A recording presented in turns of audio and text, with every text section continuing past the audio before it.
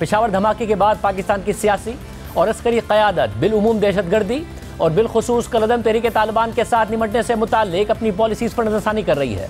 इस वक्त खैबर पख्तूनख्वा की पुलिस दहशतगर्दों के निशाने पर है और पेशावर धमाके के बाद वफाकी हुकूमत की तरफ से जल्द किसी नई पॉलिसी का ऐलान मुतवक्के है। मगर खैबर पख्तूनख्वा की निगरान हुकूमत ने फैसला कर लिया है कि वो सूबे में टारगेटेड ऑपरेशंस की तरफ जाएगी। ज़राए के मुताबिक खैबर पख्तूनख्वा में दहशतगर्दी के पेश नज़र एपेक्स कमेटी का इजलास बुलाने का फैसला किया गया है, जिसमें कोर कमांडर समेत निगरान हुकूमत की क़यादत शरीक होगी और उसी दिन सूबे में टारगेटेड ऑपरेशन का फैसला किया जाएगा। अब जहां सूबे में एक नए सिरे से दहशतगर्दी की हालिया लहर से निमटने के लिए हिकमत अमली बनाई जा रही है, तो वहीं ये सवाल उठ रहे हैं कि दहशतगर्दी की हालिया लहर का जिम्मेदार कौन है और सूबे के इदारों को दहशतगर्दी से निमटने के लिए वसाइल की कमी का सामना क्यों है।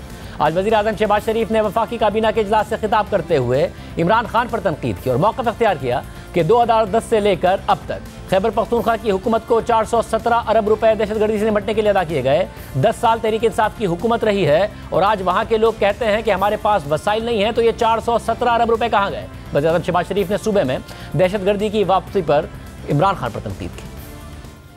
2010 से लेकर आज तक 417 अरब रुपए अदा किए जा चुके हैं अंडर NFC अवार्ड। सवाल ये पैदा होता है कि ये आइटम ये सिर्फ और सिर्फ मुख्तस थी काउंटर टेररिज्म कैपेबिलिटीज को बिल्ड करने के लिए, चाहे वो CGD है, सामान खरीदना है। 10 साल PTI वहां पर हुकूमत में रही, 10 साल। उनको आज जब वो ये कहते हैं कि हमारे पास वसाइल नहीं है, तो ये 417 अरब रुपए कहाँ गया। 40 अरब रुपए आपको औसतन साल का मिल रहा है और आप कहेंगे कि हमारी CGD जो है उसमें कमजोरियां हैं। ये नाकाबिले यकीन है ये बात। सवाल ये पैदा होता है इनको कौन वापस लेके आया।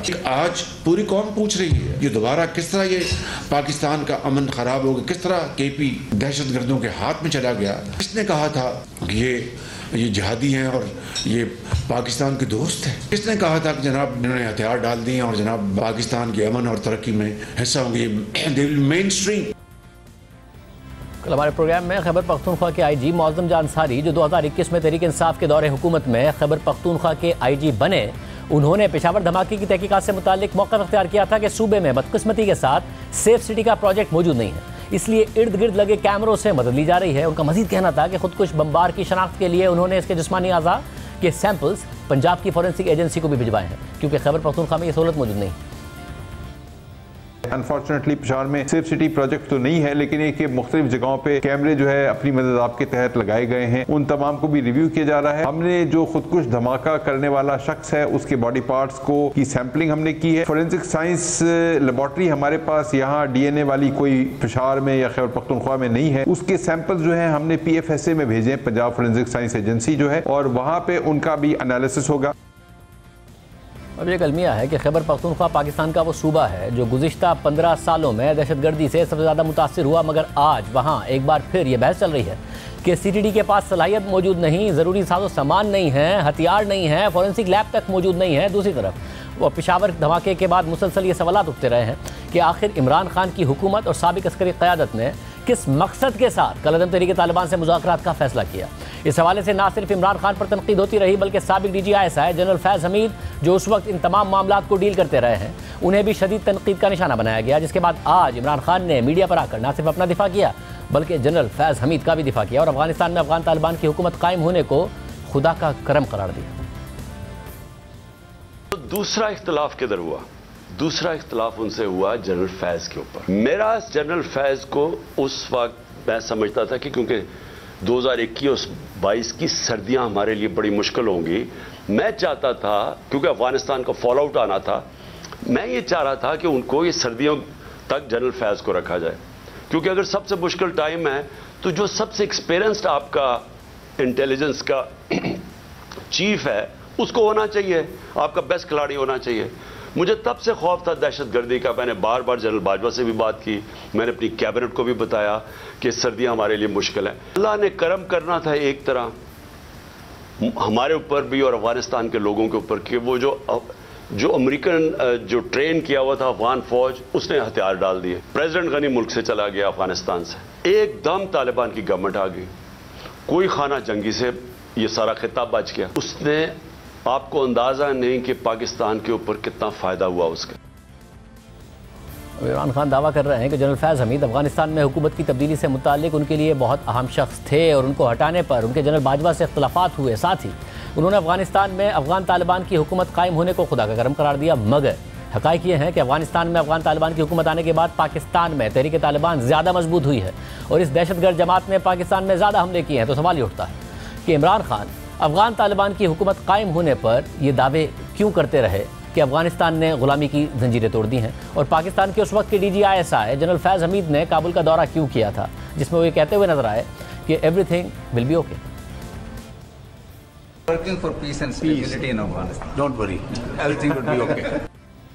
आम बात यह है कि इमरान खान सियासी सतह पर और जनरल फैज़ हमीद अस्करी सतह पर अफगानिस्तान में अफगान तालिबान की हुकूमत कायम होने पर कलअदम तहरीक तालिबान के साथ मुज़ाकरात से मुताल्लिक मुतहर्रिक थे। लेकिन जनरल रिटायर्ड तारिक खान, जिन्हें इमरान खान ने साइफर और अमरीकी साजिश के अपने ही इल्ज़ाम पर खुद बतौर वज़ीर आज़म इस मामले की तहकीकात के लिए नामजद किया था, उन्होंने अब यह दावा किया है कि जनरल फैज़ हमीद इस हवाले से एक मौजू शख्स नहीं थे और उन्हें पेशावर में कोर कमांडर लगाना भी एक गलत चॉइस थी।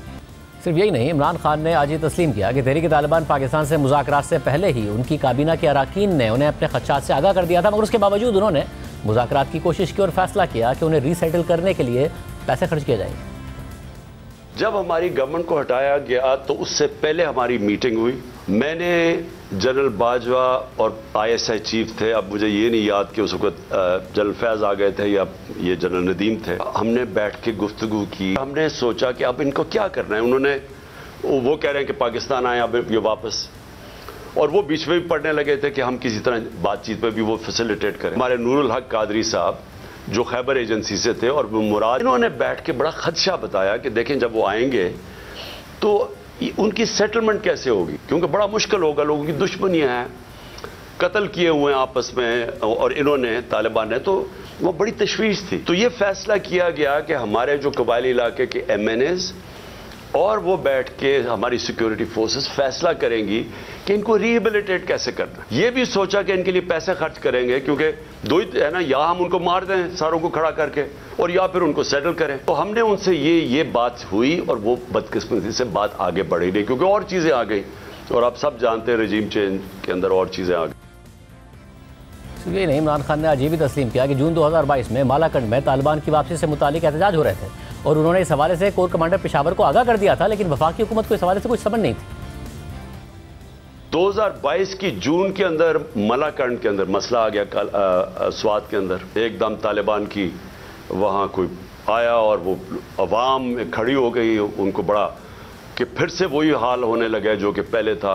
तो तब तशवीश हुई और मैंने जून के अंदर फिर मीटिंग की अपने पख्तूनख्वा के MNAs और MPs के साथ, और उनको सब खदशा था कि ये एक नया फिनोमेना फिर आ रहा है, ये जो तालिबान आ रहे हैं वहाँ स्वात के अंदर जो हो रहा है, और फिर लेटर्स लोगों को आने शुरू हो गए कि पैसे के। और फिर हमने, क्योंकि हमारी गवर्नमेंट थी KP में, हमने उन्हें कहा कि आप बात करें वहाँ के कोर कमांडर से और कोई एग्रीमेंट करें कि ये क्या हो रहा है, ये फिनोमेना क्या है। लेकिन इस गवर्नमेंट ने कोई इनको समझ नहीं थी करना क्या है, ना ही इनकी कोई तवज्जो थी वहाँ। तो इनके अंदर कोई किसी को ना समझ थी ना किसी का इंटरेस्ट था।